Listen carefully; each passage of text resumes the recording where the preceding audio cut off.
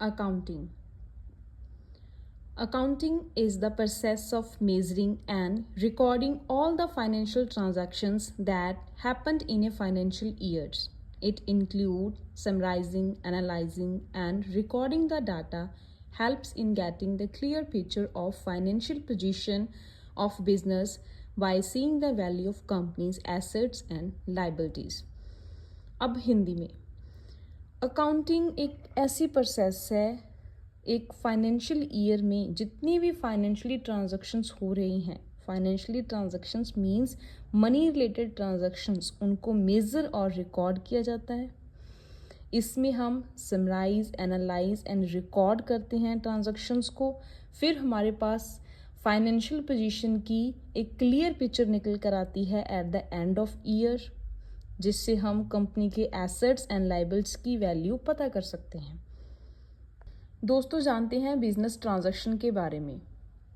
Business transaction किसी भी business की इकोनॉमिक एक्टिविटी होती है, यानी बिजनेस में जब भी हम कुछ ना कुछ लेन देन करते हैं, गुड्स एक्सचेंज करते हैं, तो उससे कुछ ना कुछ अफेक्ट कैपिटल, एसेट्स और बिजनेस की लायबिलिटीज में होता है। मीन्स कुछ ना कुछ चेंज होता है।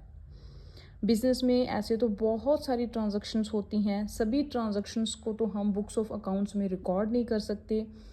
हम उन्हीं ट्रांजैक्शंस को रिकॉर्ड करते हैं जो मॉनेटरी की फॉर्म में होती हैं। अब देखते हैं capital.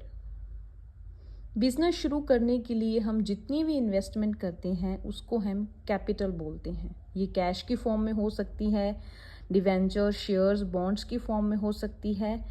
To run the business very efficiently term है जी परचेज।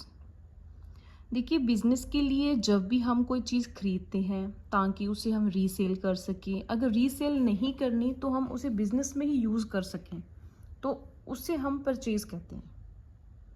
कोई चीज़ लाइक कोई एसेट्स हमने परचेज किया, अगर हमने रीसेल कर दिया तो भी परचेज है। अगर हमने अपने ही बिजनेस में यूज़ कर लिया then it will also called as purchase. फिर है सेल। ये ऐसी इकोनॉमिक एक्टिविटी है, यहाँ पे हम गुड्स और सर्विस का लेन देन करते हैं मनी के लिए। हमारा जो मेन एम होता है सेल से रेवेन्यू कमाना होता है। उसके बाद है जी स्टॉक। स्टॉक एक ऐसा फाइनेंशियल इंस्ट्रूमेंट है जो कंपनी की ऑनरशिप को रिप्रेजेंट करता है। मीन्स कंपनी को रिप्रेजेंट करता है स्टॉक, ऐसा फाइनेंशियल इंस्ट्रूमेंट है, और कंपनी इसका यूज़ अपनी कैपिटल राइज करने के लिए करती है। चलिए देख लेते हैं डेटर्स क्या होते हैं। डेटर्स वो होते हैं जिनको कंपनी उधार माल बेचती है। मीन्स कंपनी ने स्टॉक बेचा, गुड्स मतलब किसी को सेल की, कैश नहीं लिया, अभी बोला कि कुछ टाइम बाद दे देना, यानी कि ऑन क्रेडिट जहाँ पे गुड्स सेल हो रही हैं उसको हम डेटर बोलते हैं। डेटर वो पर्सन होता है जिसने इन फ्यूचर हमारा कंपनी का पैसा वापस करना है। ये हमारे लिए एसेट है। उसके बाद है क्रेडिटर। क्रेडिटर्स वो होते हैं जिनसे कंपनी उधार माल खरीदती है। ये आगे चलकर हमें पे करने पड़ेंगे, ये पेएबल हैं, इसलिए हम क्रेडिटर्स को लायबिलिटी कंसीडर करते हैं।